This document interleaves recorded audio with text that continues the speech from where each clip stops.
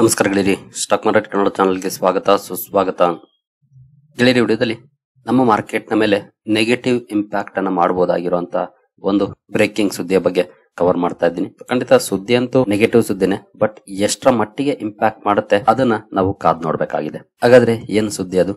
Reality ಏನಿದೆ? Impact ಆಗುತ್ತಾ? ಅಂತಹ ಪ್ರಾಬಬಿಲಿಟಿ ಹೆಚ್ಚಿದ್ಯಾ, ಅಥವಾ ಶಾರ್ಟ್ ಟರ್ಮ್ ಅಲ್ಲಿ ರಿಯಾಕ್ಷನ್ ಬಂದು ಆನಂತರ ನಾರ್ಮಲ್ ಪರ್ಫಾರ್ಮೆನ್ಸ್ ಬರುವಂತ ಪ್ರಾಬಬಿಲಿಟಿ ಇದೆಯಾ? ಇದ್ರ ಬಗ್ಗೆ ಒಂದಷ್ಟು ವಿಷಯವನ್ನ ತಿಳ್ಕೊಳ್ಳೋಣ ಬನ್ನಿ. ಇಲ್ಲಿ ಮೊದಲಿಗೆ ಡಿಸ್ಕ್ಲೇಮರ್ ಕೊಡ್ಲಿಕ್ಕೆ ಇಷ್ಟಪಡ್ತೀನಿ. ಇಲ್ಲಿ ಕವರ್ ಮಾಡ್ತಿರುವಂತ ಯಾವುದೇ ಸ್ಟಾಕ್ ಅನ್ನು ಕೂಡ ರೆಕಮೆಂಡ್ ಮಾಡ್ತಿಲ್ಲ. ನೀವು ಫರ್ದರ್ ಸ್ಟಡಿ ಮಾಡಿ ಡಿಸಿಷನ್ ತಗೊಳ್ಬಹುದು. ಆಸ್ ಎಜುಕೇಶನಲ್ ಪರ್ಪಸ್ ನಾನು ವಿಡಿಯೋ ನಿಮ್ಮ ಮುಂದೆ ತರ್ತಾ ಇದ್ದೀನಿ. ಹಾಗಾದ್ರೆ ಮೊದಲಿಗೆ ನಿನ್ನೆಯ ಅಮೆರಿಕನ್ ಮಾರ್ಕೆಟ್ ನ ಪರ್ಫಾರ್ಮೆನ್ಸ್ ಅನ್ನ ನೋಡ್ಕೊಂಡು ಮುಂದುವರಿಯೋಣ. ಅದು ನಮಗೆ ಒಂದಷ್ಟು ಕ್ಲಾರಿಟಿಯನ್ನ ಕೊಡಬಹುದು. ನಿನ್ನೆಯ ಡೌ ಜೋನ್ಸ್ ಪರ್ಫಾರ್ಮೆನ್ಸ್ ಅನ್ನ ನಾವು ನೋಡಿದರೆ ನೋಡಬಹುದು 878 ಪಾಯಿಂಟ್ಸ್ ಅಥವಾ 1.9% ಡೌನ್ ಫಾಲ್ ನೋಡ್ಲಿಕ್ಕೆ ಸಿಕ್ಕಿದೆ ನಿನ್ನೆ ಡೌ ಜೋನ್ಸ್ ಅಲ್ಲಿ. ನೋಡಬಹುದು ಪಾಸಿಟಿವ್ ಅಲ್ಲೇ ಪರ್ಫಾರ್ಮೆನ್ಸ್ ಕಂಡು ಬರ್ತಾ ಇತ್ತು. ಓಪನಿಂಗ್ ಫ್ಲಾಟ್ ಆಗಾಯ್ತು, ಆನಂತರ ಒಂದಷ್ಟು ಪಾಸಿಟಿವ್ ಪರ್ಫಾರ್ಮೆನ್ಸ್ ಬಂತು. ಆಲ್ಮೋಸ್ಟ್ ನೋಡಬಹುದು 11 ಗಂಟೆ ಸುಮಾರುವರೆಗೂ, ಅಂದ್ರೆ ಅಮೆರಿಕನ್ ಟೈಮಿಂಗ್ 11 ಗಂಟೆ ಸುಮಾರುವರೆಗೂ ಒಳ್ಳೆ ಪರ್ಫಾರ್ಮೆನ್ಸ್ ನೋಡ್ಲಿಕ್ಕೆ ಸಿಕ್ತು. 11 ಗಂಟೆ ಅಷ್ಟರಲ್ಲಿ ಒಂದು ಸುದ್ದಿ ಬಂತು. ಆ ಸುದ್ದಿ ಎಷ್ಟರ ಮಟ್ಟಿಗೆ ನೆಗೆಟಿವ್ ಇಂಪ್ಯಾಕ್ಟ್ ಅನ್ನ ಮಾಡಿದೆ ಅನ್ನೋದನ್ನ ನಾವು ಡೌ ಜೋನ್ಸ್ ಪರ್ಫಾರ್ಮೆನ್ಸ್ ಅನ್ನ ನೋಡಿ ಅರ್ಥ ಮಾಡ್ಕೊಳ್ಬಹುದು. ಅಥವಾ ನಿಯರ್ಲಿ 2% ಡೌನ್ ಇದೆ ಇಂಡೆಕ್ಸ್ ಅಲ್ಲಿ ಅಂದ್ರೆ ಅದರ ಇಂಪ್ಯಾಕ್ಟ್ ಎಷ್ಟಿರ್ಬೋದು ಅನ್ನೋದನ್ನ ಈಸಿಯಾಗಿ ಅರ್ಥ ಮಾಡ್ಕೊಳ್ಬಹುದು. ಇನ್ ಕೇಸ್ ನಾವು ಹೈಯಿಂದ ಕ್ಯಾಲ್ಕುಲೇಟ್ ಮಾಡಿದ್ರೆ, ಅಂದ್ರೆ 11 ಗಂಟೆ ಸುಮಾರಿಗೆ ಎಲ್ಲಿತ್ತು ಮಾರ್ಕೆಟ್, ಅಲ್ಲಿಂದ ಕ್ಯಾಲ್ಕುಲೇಟ್ ಮಾಡಿದ್ರೆ ನೋಡಬಹುದು ಮೋರ್ ದನ್ 2% ಅಥವಾ 1000 ಪಾಯಿಂಟ್ಸ್ ಗಿಂತ ಜಾಸ್ತಿ ಡೌನ್ ಆಗಿದೆ Dow Jones. Big negative impact ಅಥವಾ ಸ್ಲೈಟ್ಲಿ ಕ್ರಾಶ್ ಅನ್ನೋ ರೀತಿಯಲ್ಲಿ ಅಮೆರಿಕನ್ ಮಾರ್ಕೆಟ್ ಪರ್ಫಾರ್ಮೆನ್ಸ್ ಅನ್ನ ಮಾಡಿದೆ ನಿನ್ನೆ ನೋಡಬಹುದು. ಇನ್ನು ನಾಸ್ಟಾಕ್ ಕಡೆ ಬಂದ್ರೆ, ನಾಸ್ಟಾಕ್ ಅಲ್ಲಂತೂ ನೋಡಬಹುದು 3.5% ಡೌನ್ ಫಾಲ್ ಇದೆ. ಬಿಗ್ ನೆಗೆಟಿವ್ ಇಂಪ್ಯಾಕ್ಟ್ 820 ಪಾಯಿಂಟ್ಸ್ ಅಥವಾ 3.56% ಡೌನ್ ಆಗಿದೆ.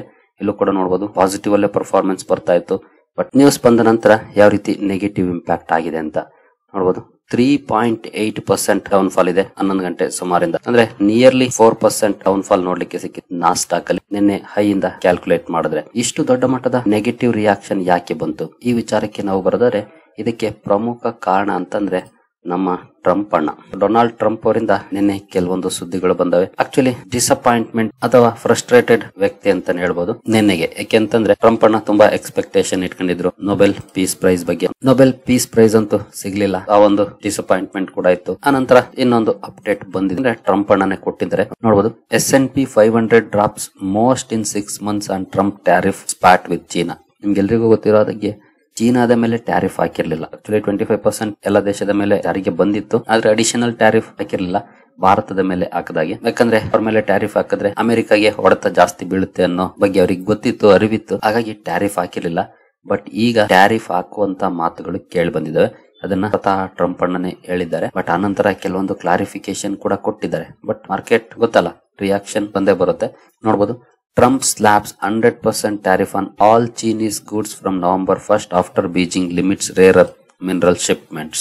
ರೇರ್ ಅರ್ತ್ ಮಿನರಲ್ ಸಪ್ಲೈ ಅನ್ನ ಲಿಮಿಟ್ ಮಾಡಿದೆ ಅನ್ನೋ ಕೋಪಕ್ಕೆ ಟ್ರಂಪ್ ಚೀನಾದ ಎಲ್ಲ ಗೂಡ್ಸ್ ನ ಮೇಲೆ 100% ಟ್ಯಾರಿಫ್ ಹಾಕಿದ್ದಾರೆ ಅನ್ನೋಂತ ಸುದ್ದಿಗಳು ಬಂದಿದ್ದಾವೆ. ನೋಡಬಹುದು United States president Donald Trump announced on Friday local time that Washington will slap 100% tariff on all Chinese goods beginning November 1st. November 1ನೇ ತಾರೀಕಿಂದ ಎಲ್ಲ ಚೀನಾದಿಂದ ಬರುವಂತ ಗೂಡ್ಸ್ ಏನಿದೆ ಅದ್ರ ಮೇಲೆ 100% ಟ್ಯಾರಿಫ್, ಅಂದ್ರೆ ಡಬಲ್ ಪ್ರೈಸ್. ₹100 ಇರೋದು 200, 1000 ಇರೋದು 2000, ಈ ರೀತಿಯಾಗಿ ಟ್ಯಾರಿಫ್ ಅನ್ನ ಅನೌನ್ಸ್ಮೆಂಟ್ ಮಾಡಿದ್ದಾರೆ. ಯಾಕೆ ಅಂತ ಕೂಡ ನೋಡಬಹುದು. The decision follows Beijing's declaration that it will impose extensive export restrictions on rare earth minerals critical for technology and manufacturing starting the same day ಅಂತಂದ್ರೆ November 1st. Critical rare earth minerals ಏನಿದೆ ಅದರ ಮೇಲೆ ಅವರು ಕೂಡ restriction ಹಾಕಿದ್ದಾರೆ. ಆ ಕೋಪಕ್ಕೆ Trump ಅನ್ನ ಕೂಡ 100% ಟ್ಯಾರಿಫ್ ಅನ್ನ ಹಾಕುವಂತ ಅನೌನ್ಸ್ಮೆಂಟ್ ಅನ್ನ ಮಾಡಿದ್ದಾರೆ. ಇದೇ ಕಾರಣಕ್ಕೆ ಯಾವುದೇ ದೇಶ ಯಾವುದೋ ಒಂದು ದೇಶದ ಮೇಲೆ ಯಾವುದೇ ಪ್ರಾಡಕ್ಟ್ ನ ಮೇಲೆ ಡಿಪೆಂಡ್ ಆಗಬಾರ್ದು ಅನ್ನೋದು. ಯಾವುದೋ ಒಂದು ದೇಶದ ಮೇಲೆ ಡಿಪೆಂಡೆನ್ಸಿ ಜಾಸ್ತಿ ಇದೆ ಅಂದ್ರೆ ಅವ್ರೇನಾದ್ರೂ ಅಲ್ಲಿ ರೆಸ್ಟ್ರಿಕ್ಷನ್ಸ್ ಹಾಕಿದ್ರೆ ನಮ್ಮ ಎಕಾನಮಿಗೆ ಹೊಡೆತ ಬೀಳುತ್ತೆ. ಈಗ ಆಗ್ತಿರೋದೇ ನಮ್ಮಲ್ಲೂ ಕೂಡ ಆಟೋ ಸೆಕ್ಟರ್ ಒಂದಷ್ಟು ಪರ್ಫಾರ್ಮೆನ್ಸ್ ಅನ್ನ ಸ್ಲೋ ಮಾಡ್ತು. ಇದೇ ಕಾರಣಕ್ಕೆ ಎಸ್ಪೆಷಲಿ ಇವಿ ಸೆಗ್ಮೆಂಟ್, ಯಾಕಂದ್ರೆ ಅದಕ್ಕೂ ಕೂಡ ರೇರ್ ಅರ್ತ್ ಮೆಟೀರಿಯಲ್ ನ ಅವಶ್ಯಕತೆ ಜಾಸ್ತಿ ಇದೆ. ಬಟ್ ಆನಂತರ ಭಾರತ ಕೆಲವೊಂದು ನಿರ್ಧಾರಗಳನ್ನ ತಗೊಂಡಿದೆ. ಆದ್ರೂ ಹೊರಗಡೆಯಿಂದ ಬರೋದು ಲಿಮಿಟ್ ಆದ್ರೆ ಖಂಡಿತ ಅದು ಇನ್ನೊಂದಷ್ಟು ಇಂಪ್ಯಾಕ್ಟ್ ಅನ್ನ ಮಾಡೇ ಮಾಡುತ್ತೆ ಭಾರತದ ಮೇಲೂ ಕೂಡ. ಈಗ ಟೆಕ್ನಾಲಜಿಗೆ ಬೇಕಾಗಿರುವಂತ ಇಂಪಾರ್ಟೆಂಟ್ ಮೆಟೀರಿಯಲ್ ಇದು, ಅದನ್ನ ಸಪ್ಲೈ ಮಾಡಿಲ್ಲ ಅಂದ್ರೆ ಟೆಕ್ನಾಲಜಿ ಹಾಗೂ ಮ್ಯಾನುಫ್ಯಾಕ್ಚರಿಂಗ್ ಸೆಕ್ಟರ್ ಹಿಂದೆ ಉಳಿಯುತ್ತೆ ಅಮೆರಿಕದಲ್ಲಿ. ಚೈನಾ ಈ ರೀತಿಯ ದೊಡ್ಡ ಡಿಸಿಷನ್ ಅನ್ನು ತಗೊಂಡಿದೆ.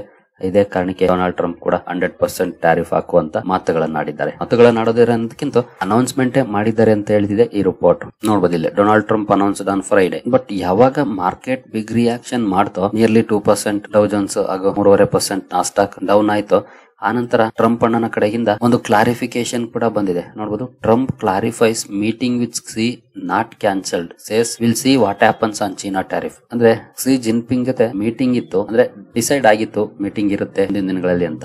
ಈಗ ಟ್ಯಾರಿಫ್ ಕಾರಣಕ್ಕೆ ಬಹುಶಃ ಆ ಮೀಟಿಂಗ್ ಕ್ಯಾನ್ಸಲ್ ಆಗುವಂತ ಸಾಧ್ಯತೆಗಳಿರುತ್ತೆ. ಚೀನಾ ನಾವು ಮೀಟಿಂಗ್ ಬರಲ್ಲ ಅಂದ್ರೆ ಅಥವಾ ಅಮೆರಿಕ ಕೂಡ ಬರಲ್ಲ ಅನ್ಬೋದು. ಈ ರೀತಿಯ ಎಕ್ಸ್ಪೆಕ್ಟೇಷನ್ ಕೂಡ ಇತ್ತು. ಅದಕ್ಕೆ ಕ್ಲಾರಿಫಿಕೇಶನ್ ಕೊಟ್ಟಿದ್ದಾರೆ. ಮೀಟಿಂಗ್ ಕ್ಯಾನ್ಸಲ್ ಆಗಿಲ್ಲ, ಮೀಟಿಂಗ್ ಆಸ್ ಯೂಶುವಲ್ ನಡೆಯುತ್ತೆ.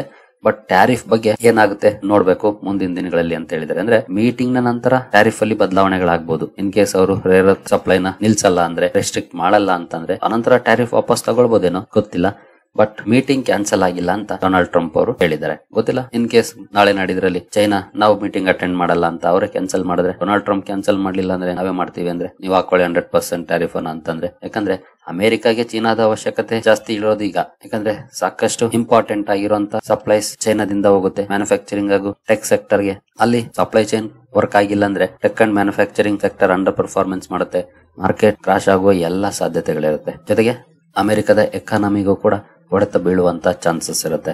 ಹಾಗಾಗಿ ಕಾದು ನೋಡ್ಬೇಕಾಗುತ್ತೆ ಏನಾಗುತ್ತೆ, ಚೈನಾ ಈ ಮೀಟಿಂಗ್ ಅನ್ನ ಅಟೆಂಡ್ ಮಾಡುತ್ತಾ ಇಲ್ವಾ, ಹಾಗೆ ಈ 100% ಟ್ಯಾರಿಫ್ ಕಂಟಿನ್ಯೂ ಆಗುತ್ತಾ ಇಲ್ವಾ ಅನ್ನೋದನ್ನ. ಒಟ್ಟಿನಲ್ಲಿ ಅಮೆರಿಕನ್ ಮಾರ್ಕೆಟ್ ಅಲ್ಲಿ ಒಂದಷ್ಟು ಕರೆಕ್ಷನ್ ಆಗಬಹುದು ಅಥವಾ ಟೆಕ್ ಶೇರುಗಳಲ್ಲಿ ಒಂದಷ್ಟು ಕರೆಕ್ಷನ್ ಆಗಬಹುದು ಅಂತ ಲಾಸ್ಟ್ ವೀಕ್ ಕೆಲವು ಸುದ್ದಿಗಳನ್ನ ನೋಡಿದ್ವಿ. ನಾನು ಕೂಡ ನಿಮ್ಗೆ ಕವರ್ ಮಾಡಿ ತಿಳಿಸ್ಕೊಟ್ಟಿದ್ದೆ. ಗೋಲ್ಡ್ಮನ್ ಸಾಚಸ್ ಅವರು ಹೇಳಿದಂತದ್ದು, JP Morgan ಅವರು ಹೇಳಿದ್ದಾರೆ. ಹಾಗೆ IMF ಕೂಡ AI ಸೆಕ್ಟರ್ ಬಗ್ಗೆ ಒಂದಷ್ಟು ಕನ್ಸರ್ನ್ ಅನ್ನ ವ್ಯಕ್ತಪಡಿಸಿದೆ. ಹಾಗೆ ಬ್ಯಾಂಕ್ ಆಫ್ ಇಂಗ್ಲೆಂಡ್ ಬಗ್ಗೆ ಕೂಡ ನಾನು ಕವರ್ ಮಾಡಿದ್ದೆ. ಬ್ಯಾಂಕ್ ಆಫ್ ಇಂಗ್ಲೆಂಡ್ ಕೂಡ ಈ ಬಗ್ಗೆ ಕನ್ಸರ್ನ್ ವ್ಯಕ್ತಪಡಿಸಿತ್ತು. ಯಾಕೆಂತಂದ್ರೆ ವ್ಯಾಲ್ಯೂಯೇಷನ್ ಓವರ್ ಆಗಿ ಸ್ಟ್ರೆಚ್ ಆಗಿದೆ AI ಬೂಮ್ ಅಂತ.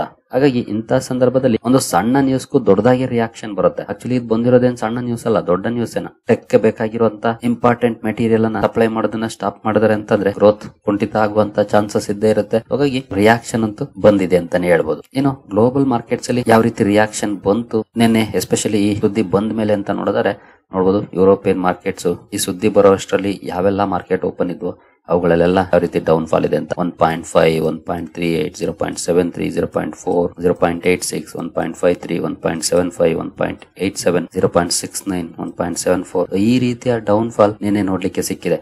ಇನ್ ಕೇಸ್ ನೀವು ಇವುಗಳ ಚಾರ್ಟ್ ಅನ್ನ ನೋಡಿದ್ರು ಕೂಡ ಈ ಸುದ್ದಿ ಬಂದ ಮೇಲೆ ಈ ಮಾರ್ಕೆಟ್ ಗಳು ಕೂಡ ಬಿದ್ದಿರೋದು ನೀವು ಇಲ್ಲಿ ನೋಡಬಹುದು. ನಾನೀಗ FTSE MIB ಓಪನ್ ಮಾಡಿದ್ದೀನಿ, ನೋಡಬಹುದು ನಿನ್ನೆ ಯಾವ ರೀತಿ ಬಿದ್ದಿದೆ ಅಂತ. ಹಾಗೆ ಅಮೆರಿಕ ಒಂದಷ್ಟು ಸಮಸ್ಯೆಗಳ ಸುಳಿಯಲ್ಲಿ ಸಿಲುಕಿದೆ. ಡೆಟ್ ನ ಅಥವಾ ಸಾಲದ ಹೊರೆ ಅಮೆರಿಕಾಗಿದೆ, ಅದೆಲ್ಲ ತೀರಿಸಬೇಕು ಅಂತಾನೆ ಇವರು ಟ್ಯಾರಿಫ್ ಆಗ್ತಿರೋದು. ಹಾಗೆ ಇನ್ನೊಂದು ಕನ್ಸರ್ನ್ ಅಂದ್ರೆ ಅದು ಅನ್ಎಂಪ್ಲಾಯ್ಮೆಂಟ್ ರೇಟ್ ಮೋರ್ ದೆನ್ 4% ನೋಡ್ಲಿಕ್ಕೆ ಕಾಣ್ತಾ ಇದೆ ತುಂಬಾ ದಿನದಿಂದ. ಜೊತೆಗೆ ನೋಡಬಹುದು 4.1, 4.2 ಇದ್ದದ್ದು 4.3 ಹೋಗಿದೆ ಈಗ. ಈ ವಾರದಲ್ಲಿ ಅಂದ್ರೆ ಅಕ್ಟೋಬರ್ 17ಕ್ಕೆ ರಿಲೀಸ್ ಆಗ್ತಾ ಇದೆ ಡೇಟಾ. ಅದೆಷ್ಟು ಬರುತ್ತೋ ಗೊತ್ತಿಲ್ಲ. ಈ ರೀತಿಯ ಅನ್ಸರ್ಟೈನ್ ಕಂಡೀಷನ್ ಅಲ್ಲಿ ಇದೆ ಮಾರ್ಕೆಟ್. ಜೊತೆಗೆ ರಿಸೆಷನ್ ಪ್ರಾಬಬಿಲಿಟಿ ಕೂಡ ಜಾಸ್ತಿ ಆಗ್ತಿರೋ ಬಗ್ಗೆ ಸುದ್ದಿಗಳು ಬರ್ತಾ ಇದೆ. ನೋಡಬಹುದು 30% ಗೆ ಬಂದಿದೆ ರಿಸೆಷನ್ ಪ್ರಾಬಬಿಲಿಟಿ ಇನ್ ನೆಕ್ಸ್ಟ್ 12 months ಅಲ್ಲಿ. ಇನ್ನು ಟ್ರಂಪ್ ಅಣ್ಣನ ಅಪ್ರೂವಲ್ ರೇಟಿಂಗ್ಸ್ ಇಳಿತಾ ಇದೆ. ಇಲ್ಲೇ ನೋಡಬಹುದು there is a 30% chance of US recession. S&P global ಅವರು ಕೊಡ್ತಿದ್ದಾರೆ ಪ್ರಾಬಬಿಲಿಟಿಯನ್ನು 30% ಚಾನ್ಸ್ ಇದೆ ಅಂತ. ಇಂತಹ ಸಂದರ್ಭದಲ್ಲಿ ಖಂಡಿತ ಈ ಸುದ್ದಿಗಳು ಒಳ್ಳೇದಂತೂ ಅಲ್ಲ ಮಾರ್ಕೆಟ್ಗೆ. ಒಟ್ಟಿನಲ್ಲಿ ಡೊನಾಲ್ಡ್ ಟ್ರಂಪ್ ಅಣ್ಣ ಮಗ ಅಂತ ಹೇಳ್ಕೊಂಡು ಅದನ್ನ ಉಲ್ಟಾ ಮಾಡ್ತಾರೆ ಅನ್ನೋ ಗೊತ್ತಿಲ್ಲ. ಮೇಕ್ ಅಮೆರಿಕಾ ಗ್ರೇಟ್ ಅಗೇನ್ ಅನ್ನೋದ್ರ ಬದಲಿಗೆ ವರ್ಸ್ಟ್ ಅಗೇನ್ ಮಾಡ್ತಾರೆ ಅನ್ನೋ ಗೊತ್ತಿಲ್ಲ. ಅಥವಾ ಬೇಗ ಪಾಠ ಕಲಿತಾರ, ಅದಕ್ಕೆ ಕಾಲನೇ ಉತ್ತರ ಹೇಳಬೇಕಾಗುತ್ತೆ. ಹಾಗೇನು ಈ ಎಲ್ಲ ಇಂಪ್ಯಾಕ್ಟ್ ನಮ್ಮ ಮಾರ್ಕೆಟ್ ನ ಮೇಲೆ ಆಗುತ್ತಾ? ಇದು ನಮ್ಗೆ ಇರುವಂತ ಬಿಗ್ ಕ್ವಶನ್. ನಮಗೆ ಬೇಕಾಗಿರೋದು ಕೂಡ ಅದೇನ. ಆದ್ರೆ ಇಲ್ಲಿ ಓವರ್ ಆಲ್ ತಗೊಳ್ಳೋದಾದ್ರೆ ಖಂಡಿತ ಈ ತರದ ಸುದ್ದಿಗಳ ಕಾಸ್ಕೇಡಿಂಗ್ ಇಂಪ್ಯಾಕ್ಟ್ ಖಂಡಿತ ನಮ್ಮ ಮಾರ್ಕೆಟ್ ನ ಮೇಲೂ ಕೂಡ ಆಗುತ್ತೆ. ಯಾಕೆಂತಂದ್ರೆ ಅಮೆರಿಕ ಒಂದು ಸ್ಟ್ರಾಂಗೆಸ್ಟ್ ಅಂಡ್ ಬಿಗ್ಗೆಸ್ಟ್ ಎಕಾನಮಿ. ಅಲ್ಲಿ ಸಮಸ್ಯೆಗಳಾಯ್ತು ಅಂದ್ರೆ ಅದರ ಕಾಸ್ಕೇಡಿಂಗ್ ಇಂಪ್ಯಾಕ್ಟ್ ಬೇರೆ ಮಾರ್ಕೆಟ್ ಗಳ ಮೇಲೂ ಕೂಡ ಆಗುತ್ತೆ.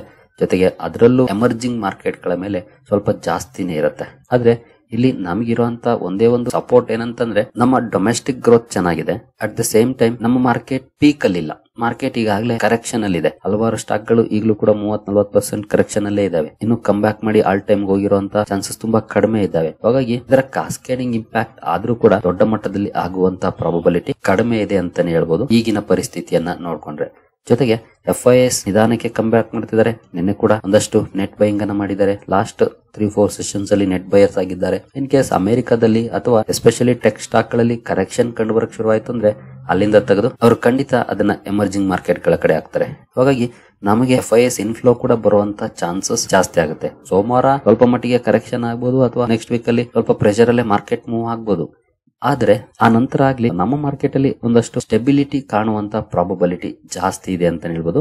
ಯಾಕಂದ್ರೆ ನಮ್ಮ ಮಾರ್ಕೆಟ್ ಈಗಾಗಲೇ ಕರೆಕ್ಷನ್ ಅಲ್ಲಿ ಇರೋದ್ರಿಂದ ಇನ್ ಕೇಸ್ ಪೀಕ್ ಅಲ್ಲಿ ಇದ್ರೆ ಖಂಡಿತ ಒಂದಷ್ಟು ಕರೆಕ್ಷನ್ ಅನ್ನ ನಾವು ಎಕ್ಸ್ಪೆಕ್ಟ್ ಮಾಡಬಹುದಾಗಿತ್ತು. ಬಟ್ ಅಷ್ಟೊಂದು ಹೈ ಅಲ್ಲಿ ಇಲ್ಲದೆ ಇರೋದ್ರಿಂದ ಅಂತಹ ಪ್ರಾಬಬಿಲಿಟಿ ಕಡಿಮೆ ಅಂತ ಹೇಳ್ಬೋದು. ಬಟ್ ಇದೆಲ್ಲ ಸಾಧ್ಯತೆಗಳಷ್ಟೇ, ಹಿಂಗೆ ಆಗುತ್ತೆ ಅಂತ ಖಂಡಿತ ಯಾರು ಹೇಳಿಕ್ ಆಗೋದಿಲ್ಲ. ಯಾರಿಗೊತ್ತು, ಸೋಮವಾರ ಒಳ್ಳೆ ಪರ್ಫಾರ್ಮೆನ್ಸ್ ಬಂದ್ರು ಬರ್ಬೋದು. ಒಳ್ಳೆ ಪರ್ಫಾರ್ಮೆನ್ಸ್ ಬಂದ್ರೆ ಖಂಡಿತ ನಮಗ್ ಖುಷಿನೇ ಅಲ್ವಾ. ಜೊತೆಗೆ ನಮ್ಮ ಮಾರ್ಕೆಟ್ ಮತ್ತೆ 25,000 ಲೆವೆಲ್ ಕ್ರಾಸ್ ಮಾಡಿ ಮುಂದೆ ಹೋಗಿದೆ. ಮತ್ತೆ ಈ ಸುದ್ದಿ ಬಂದಿದೆ, ಮತ್ತೆ ಏನಾದ್ರೂ 25,000 ಲೆವೆಲ್ ನ ಡೌನ್ವರ್ಡ್ ಬ್ರೇಕ್ ಮಾಡುತ್ತಾ ಗೊತ್ತಿಲ್ಲ. ಒಟ್ಟಿನಲ್ಲಿ ಒಂದಷ್ಟು ಪ್ರೆಷರ್ ಅಂತೂ ಇರುತ್ತೆ.